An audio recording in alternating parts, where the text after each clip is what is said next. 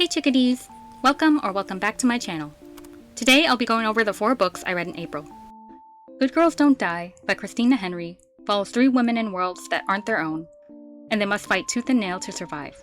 The first story follows Celia, in a very Truman-esque narrative, in a small town with a husband she doesn't remember committing to, and a daughter she has no memory of having. The second story is about 20-something-year-old Allie, and her friends going to a cabin in the woods, experiencing the classical serial killer horror movie.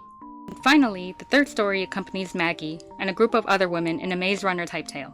Throughout each narrative, there are hints that something is not quite right with the stories these women were plopped into, and it's up to them to survive and find the truth behind each scenario. At first, I wasn't quite sure if this was an anthology or if the stories would have a through line at the end. It ended up being the latter, and without spoiling it, the ending kinda left me rolling my eyes, because the build-up led to a girl bossy kinda cartoony ending. Though each story structure felt a bit formulaic at times, and the ending kinda dropped the ball for me, I still found the premise captivating and a quick read. 3.75 out of 5 stars. Since I was still in the horror mood, my next read was Dearest by Jackie Walters. This book is about Flora, a new mother dealing with postpartum and isolation while her husband is deployed. When she finds herself overwhelmed, she seeks the assistance of her estranged mother. However, her visit may come at the cost of Flora's sanity and safety of her child, as seemingly supernatural happenings begin haunting her. Though I myself am not a mother, I have thought about kids now and then as a woman approaching her mid-20s. Before reading this, I was unsure if I wanted kids or not, and after reading this, I still don't know, but I'm even more terrified of motherhood. The way the author describes the constant breastfeeding in detail, having to balance between taking care of yourself and your child, the stress of putting up a good appearance to others, and the feeling of guilt when you feel like you're being ungrateful even when you want to be grateful and happy.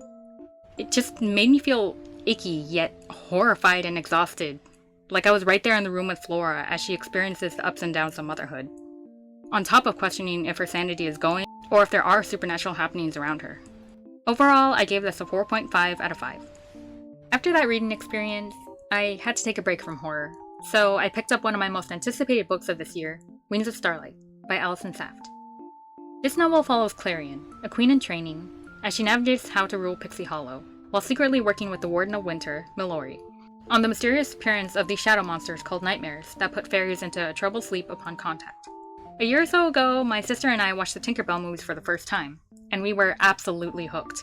Upon this book's announcement, I was excited to pick it up, because even though Clarion and Mallory's love story was minimal in the movies, the Romeo and Juliet story intrigued me enough that I wanted more.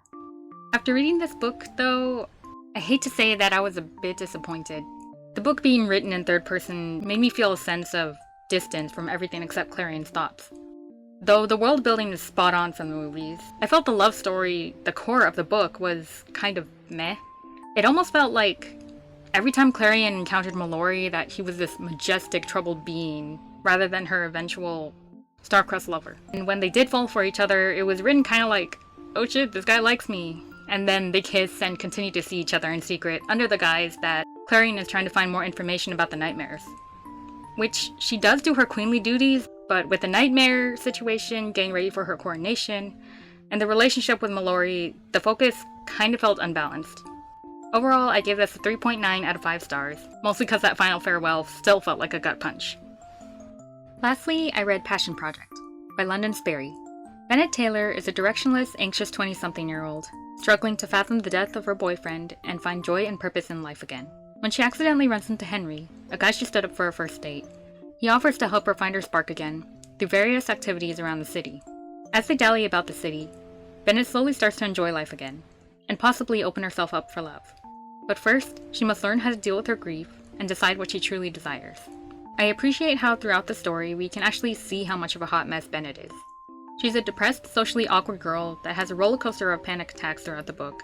She avoids people and bed rots when she feels too much. When she talks to people that aren't Henry, she's socially inept, and she works various temp jobs around the city to pay for rent. As for the romance aspect, I like the Grumpy Sunshine reversal. We really need more golden retriever boyfriends in rotation of our media. While there is a time and place for dark and brooding boyfriends, I'm open to having more boyfriends being the happy-go-lucky one. This book doesn't come without its faults, though.